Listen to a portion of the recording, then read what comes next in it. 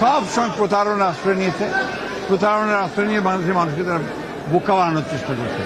আজকে যে সমঝোতা চুক্তি যেটা তারা স্বাক্ষর করেছে, এর মধ্যে পরিষ্কার করে বলা আছে যে এই সমঝোতাগুলো হয়েছে, এই সমঝোতাগুলোর অর্থই হচ্ছে যে অতি অল্প সময়ের মধ্যে বাংলাদেশকে তারা নির্ভরশীল করে ফেলবে ভারতের কাছে, যেটা প্রমাণিত হয়ে গেছে। এবং যে সবচেয়ে বড় মারাত্মক যেটা আপনার যে করিডোর তারা দিচ্ছে, রেল করিডোর তো বাংলাদেশের কোনো কাজে লাগবে না। তারা বাংলাদেশের মাটিতে তারা রেল লাইন স্থাপন, রেল ব্যবহার করবে, সেখানে বাংলাদেশের কোনো স্বার্থ ব্যাহত হবে না।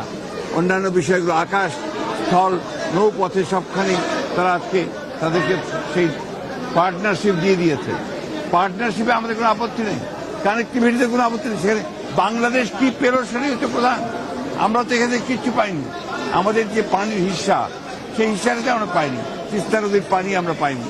আমরা অন্যান্য অভিন্ন যে নদী আছে তার কোনো হিস্সা আমরা পাচ্ছি না। এই একটা সীমান্তে হত্যা বন্ধ হচ্ছে না। আমাদের যে ট্রেড ডেফিসিট আছে তার জন্য কোনো স্বচ্ছ কোনো ব্যবস্থা সেখানে নেওয়া হয়নি। তো সেইখানে আমরা যেটা বলছি সেটা আমরা সত্য কথা বলছি। আমরা কোনো ষড়যন্ত্রের কথা বলছি না। আমরা বলছি সরকারি এই অবৈধ সরকার তারাই আজকে চক্রান্ত করছে যে বাংলাদেশকে পরনির্ভরশীল করে ফেলা।